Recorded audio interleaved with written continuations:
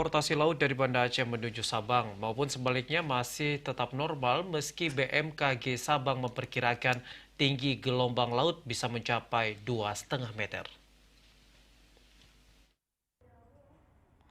Pelayaran kapal laut dari Banda Aceh ke Sabang dan sebaliknya tetap normal. Padahal pihak BMKG memprediksi akan terjadi gelombang laut tinggi yang mencapai 2,5 meter.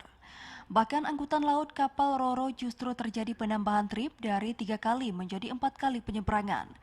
Sementara kapal cepat ada 3 pelayaran dengan 2 operator kapal berbeda.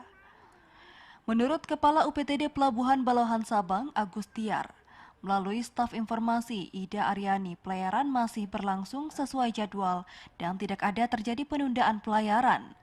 Di samping itu, jumlah penumpang pun tidak mengalami lonjakan berarti meski di akhir pekan. Ya, insya Allah dari pagi tadi dari Sabang ke Banda itu masih aman. Yang masih tingkat aman lah kita bilang ya, belum ada keluhan dari masyarakat. Dari keadaan pun masih anginnya ya sekarang ini aman, nggak ada masalah.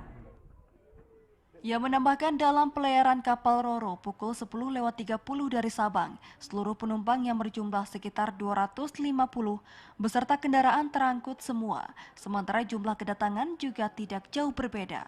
Ditambahkan pada trip pertama pukul 8 pagi, KMP BRR membawa 400-an penumpang dengan 79 unit roda 2 dan 25 unit roda 4 dan 5 unit kendaraan jenis truk menuju Banda Aceh. Sementara kapal motor cepat rata-rata membawa penumpang dari dan ke Sabang 240 hingga 260 penumpang.